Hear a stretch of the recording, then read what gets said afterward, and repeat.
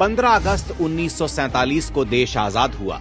देश की इच्छा के खिलाफ नेहरू देश के प्रधानमंत्री बन बैठे और फिर नेहरू के मनमाने फैसलों का खामियाजा देश भुगतने लगा। तानाशाही पर लगाम लगाने के साथ लोकतंत्र की स्थापना के लिए बाबा साहेब की अध्यक्षता में संविधान लिखा गया। संविधान में लिखे गए न्याय और समानता के सिद्धांत कांग्रेस की तानाशाही में बाधा उत्पन्न करने लगे थे, क्योंकि कांग्रेस का संविधान न्याय और समानता से दूर दूर तक कोई वास्ता नहीं था। आरक्षण से लेकर वंचितों के उत्थान तक संविधान के बताए हर रास्ते के उलट जाकर कांग्रेस ने सत्ता को बचाने के लिए मनमाफिक तरीकों से संविधान को तोड़ा मरोड़ा और जरूरत पड़ने पर संविधान की हत्या भी कर दी। आरक्षण विरोध का कांग्रेसी फरमान हो या धारा 370 का देश विरोधी ऐलान,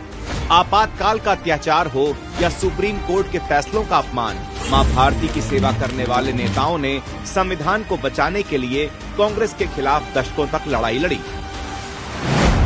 नेहरू ने शेख अब्दुल्ला से याराना निभाने के लिए जब बाबा साहेब के खिलाफ जाकर धारा 370 के द्वारा जम्मू कश्मीर को भारत से अलग किया, तब संविधान की रक्षा करने के लिए डॉक्टर श्यामा प्रसाद मुखर्जी ने धारा 370 का विरोध करते हुए अटल बिहारी वाजपेयी जी के साथ जम्मू कश्मीर में बिना परमिट के प्रवेश किया और डॉक्टर मुखर्जी ने धारा 370 का विरोध करते हुए अपने प्राणों की आहुति दे दी। इसी तरह नेहरू की बेटी इंदिरा गांधी जब आपातकाल लगाकर संविधान की हत्या कर रही थीं, तब भाजपा के राष्ट्र प्रथम के संकल्प पर चलने वाले नेता ही थे, जो इंदिरा गांधी के अत्याचारों और जेल की यातनाओं को सहन करते हुए बाबा साहेब के संविधान को बचाने में लगे थे।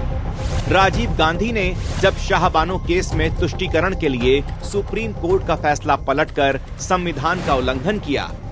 तब भाजपा ही थी जो समान अधिकारों के लिए कांग्रेस का डटकर मुकाबला कर रही थी। नेहरू से लेकर राजीव गांधी तक पूरी ताकत से आरक्षण का विरोध किया गया,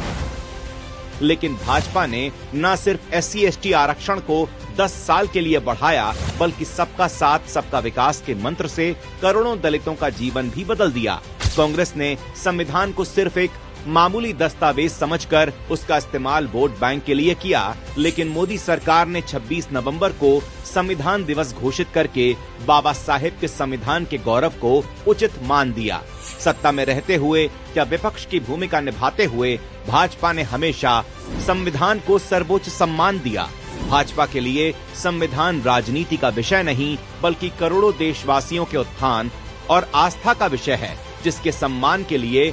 दशकों पहले भी भाजपा ने बलिदान दिया था और आज भी अपने प्रयासों से बाबा साहेब के योगदान और संविधान को संरक्षित कर रही है।